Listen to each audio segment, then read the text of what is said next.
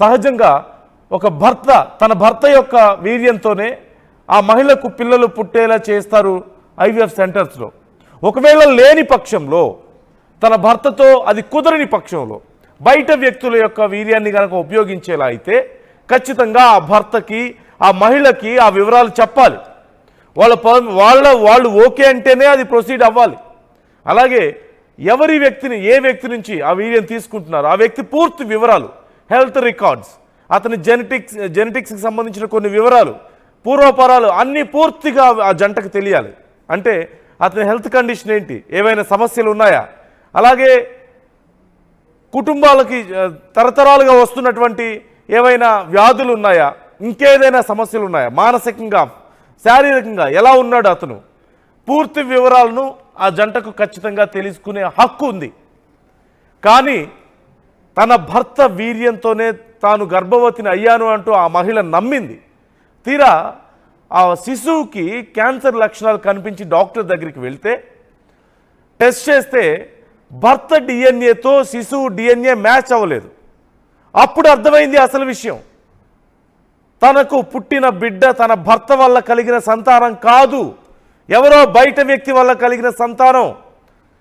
ఈ గ్యాంబ్లింగ్ అంతా కూడా ఈ టెస్ట్ ట్యూబ్ సెంటర్లోనే, సృష్టి టెస్ట్ ట్యూబ్ సెంటర్లో జరిగింది అని ఆ మహిళకు, ఆ జంటకు అర్థమై వాళ్ళ బాధ వర్ణనాతీతం. ఎవరికి చెప్పుకోవాలి వాళ్ళ బాధ? తెలిసి జరిగితే కావాలని, మాకు పిల్లలు కావాలి, మాకు కుదరడం లేదు, ఏదో ఒకటి చేయండి అని చెప్పినప్పుడు అలాంటి ఆప్షన్ ఎంచుకుంటే దానికి ఒక అర్థం ఉంటుంది. కానీ తమ స్పర్మ్ లేదంటే తమ వీర్యంతోనే జరిగింది, తమ భర్త వల్లే తనకు బిడ్డలు పుట్టాడు అని చెప్పేసి ఆ మహిళ నమ్ముతున్నప్పుడు, అది కాదు అని తెలిస్తే, కనీసం తనకు తెలియకుండా అది జరిగింది, తనను మాయ చేసో మోసం చేసో అలా చేశారని తెలిస్తే ఎంత బాధపడతారో ఆ జంట, ముఖ్యంగా ఆ మహిళ పరిస్థితి ఎంత దారుణంగా ఉంటుందో అర్థం చేసుకోవచ్చు. ఇప్పుడు ప్రస్తుతం అదే పరిస్థితి ఎదుర్కొంటుంది ఒక జంట. అయితే గతానికి సంబంధించి ఇలాంటి ఒక కేసు నమోదైన తర్వాత పోలీసులు వెళ్ళి ఆ సృష్టి టెస్ట్ ట్యూబ్ సెంటర్కి సంబంధించిన రికార్డ్స్ పరిశీలిస్తే నివ్వెరపోయే విషయాలు బయటపడుతున్నాయి. గతంలో కూడా డాక్టర్ నమ్రత ఇలా నిర్లక్ష్యంగా వ్యవహరించారంటూ తెలుస్తోంది. గతంలో విశాఖకు సంబంధించిన ఒక కేసులో నమ్రత అరెస్ట్ అయ్యారంటూ కూడా సమాచారం. 2018లో 5 ఏళ్ల పాటు హాస్పిటల్ లైసెన్స్ రద్దయిందంటూ తెలిసింది. అలాగే 2020లో ఈ లైసెన్స్ రద్దయిన తర్వాత మళ్ళీ 2020లో డాక్టర్ కరుణ అనే పేరుతో లైసెన్స్ తీసుకొని హాస్పిటల్ నిర్వహిస్తున్నారు. అంటే తన పేరు మీద లేదు. 2020 నుంచి ఎంతమంది పిల్లలు ఇలా జన్మించారో, ఎంతమందిని ఇలా మోసం చేశారో అంటూ పోలీసులు ఆరా తీస్తున్నారు. అలాగే చాలామంది పేషెంట్స్ యొక్క సెంటిమెంట్స్తో ఇలా ఆటలు ఆడుకున్న నేపథ్యంలో కఠిన చర్యలు తీసుకోబోతున్నారు. సికింద్రాబాద్లో ఉన్నటువంటి సృష్టి టెస్ట్ ట్యూబ్ సెంటర్ విషయంలో పోలీసులు సోదాలు చేస్తున్నారు. నార్త్ జోన్ డీసీపీ సాధన రష్మి నేతృత్వంలో తనిఖీలు జరుగుతున్నట్లుగా తెలుస్తోంది. అర్ధరాత్రి వరకు కూడా హాస్పిటల్ ఓనర్, వైద్యులు, సిబ్బందిని విచారించారు పోలీసులు. ఈ అంశానికి సంబంధించి మా ప్రతినిధి మణికుమార్ ఫుల్ డీటెయిల్స్ అందిస్తారు. తెలంగాణలో సృష్టి అనేటువంటి టెస్ట్ ట్యూబ్ బేబీ సెంటర్లో జరిగిన దారుణ ఘటన అప్పుడు తెలుగు రాష్ట్రాల్లో సంచలనం సృష్టిస్తుంది. ఒకరి స్పెర్మ్తో వేరొక జంటకు బిడ్డకు జన్మనివ్వటం ఇప్పుడు 2 రాష్ట్రాల్లో కూడా ఇప్పుడు సంచలనంగా మారిన పరిస్థితి. అయితే ఆ తెలంగాణలో జరిగిన ఘటన మూలాలు ఇప్పుడు విజయవాడలో ఉన్నట్టు తెలుస్తుంది. ఏదైతే విజయవాడలో ఉన్నటువంటి టెస్ట్ ట్యూబ్ బేబీ సెంటర్ ఉంది, యూనివర్సల్ సృష్టి ఫెర్టిలిటీ రీసెర్చ్ సెంటర్, ఈ ఆసుపత్రి ప్రధాన ఆసుపత్రి మెయిన్ బ్రాంచ్గా కూడా చెప్తున్నారు. ఈ హాస్పిటల్కి సంబంధించినటువంటి డాక్టర్ ఎవరైతే ఉన్నారో ఆవిడ అక్కడ తెలంగాణలో కూడా ఇదే హాస్పిటల్ పేరుతో టెస్ట్ ట్యూబ్ బేబీ సెంటర్ నిర్వహిస్తుంది. అక్కడ ఒక జంట ట్రీట్మెంట్ కోసం వచ్చినప్పుడు ఆ జంటకు బిడ్డను ఇవ్వటానికి ఈవిడ ఎవరైతే డాక్టర్ ఉన్నారో ఆవిడ వేరొకరి స్పెర్మ్ను ఉపయోగించి వాళ్ళకి బిడ్డకు జన్మనిచ్చినట్లుగా తెలుస్తోంది. అయితే బిడ్డ పుట్టిన తర్వాత అనుమానం వచ్చినటువంటి తల్లిదండ్రులు టెస్టులు చేస్తే ఆ డిఎన్ఏ టెస్టుల్లో అతను తండ్రి డిఎన్ఏ కాదని చెప్పి తేలటంతో వెంటనే ఆ జంట పోలీసులకు ఫిర్యాదు చేశారు. వెంటనే పోలీసులు దీనికి సంబంధించి విచారణ నేపథ్యంలో ఎవరైతే ఆసుపత్రికి సంబంధించిన డాక్టర్ ఎవరైతే ఉన్నారో ఆ డాక్టర్ ఇక్కడ విజయవాడలో హాస్పిటల్లో ఉన్నట్లు తెలిసింది. అయితే మీరు చూస్తున్నారు విజువల్స్లో, ఇది యూనివర్సల్ సృష్టి ఫెర్టిలిటీ సెంటర్. ఈ ఆసుపత్రిలోనే ప్రధాన బ్రాంచ్గా కూడా చెప్తున్నారు. ఎవరైతే ఇక్కడ డాక్టర్ ఉన్నదో ఆ డాక్టర్ సంబంధించి తెలంగాణ పోలీసులు ఇక్కడ ఆమెను అదుపులోకి తీసుకున్నట్టు కూడా తెలుస్తూ ఉంది. దీనికి సంబంధించి ఇప్పుడు తెలుగు రాష్ట్రాల్లో సంచలనం రేపుతున్నట్టు కూడా తెలుస్తుంది. ఈ ఘటన మొత్తం ఎవరైతే ఈ హాస్పిటల్ సంబంధించిన నమ్రత ఉన్నారో డాక్టర్, ఆ డాక్టరు ఎక్కడ పోలీసులు అదుపులోకి తీసుకున్నారు. ఈరోజు తెలంగాణ పోలీసులు విజయవాడకు వచ్చి ఆవిడను అదుపులోకి తీసుకున్నట్టుగా తెలుస్తుంది. అయితే ఈ గతంలో కూడా ఈ ఆసుపత్రికి సంబంధించి పలు ఆరోపణలు ఉన్నట్టు కూడా తెలుస్తూ ఉంది.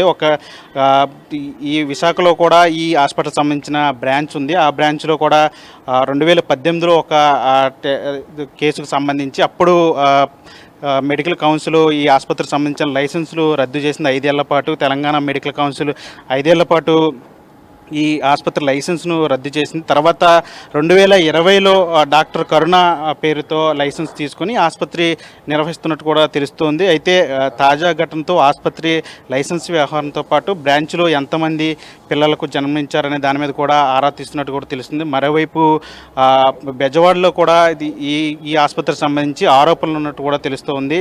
సృష్టి టెస్ట్ ట్యూబ్ బేబీ సెంటర్ పేరుతో ఇక్కడ ఆసుపత్రి నిర్వహిస్తున్నారు. ఇక్కడ కూడా గతంలో కూడా ఈ విజయవాడకు సంబంధించి కూడా పలు ఆరోపణలు ఉన్నట్టు కూడా తెలుస్తుంది. అయితే ఈ మహిళా డాక్టర్ ఇక్కడ విజయవాడలో పోలీసులు విచారణలు విజయవాడలో ఉన్నట్లు తేలటంతో విజయవాడ వచ్చినటువంటి తెలంగాణ పోలీసులు ఇక్కడ విజయవాడలో ఆమెను అదుపులోకి తీసుకున్నట్టు తెలుస్తుంది. డాక్టర్ నమ్రతను అదుపులోకి తీసుకొని తెలంగాణ తీసుకున్నట్లు కూడా తెలుస్తుంది. ప్రాథమికంగా మనకి సమాచారం అందుతుంది. అయితే ఈ ఘటనకు సంబంధించి ఇప్పుడు 2 రాష్ట్రాల్లో కూడా సంచలనం సృష్టిస్తున్న పరిస్థితి. అయితే నార్మల్గా ఈ టెస్ట్ ట్యూబ్ బేబీ సెంటర్లకు సంబంధించి ఎవరికైనా పిల్లలు కావాలంటే ఇక్కడ వాళ్ళకి సంబంధించిన స్పెర్మ్ను తీసుకొని దాన్ని భద్రపరిచి వారికి తర్వాత ట్రీట్మెంట్ను కంటిన్యూ చేస్తూ ఉంటారు. అయితే ఎక్కడైనా డాక్టర్లు నిర్లక్ష్యం వహిస్తే కనుక, లేదంటే కొంతమందికి పిల్లలు పుట్టకపోయినా సరే వేరొకరు స్పెర్మ్ని తీసుకొని వారికి తెలియకుండా ట్రీట్మెంట్ చేసి వాళ్ళకి బిడ్డను జన్మించిన తర్వాత అక్కడ డబ్బులు వసూలు చేసే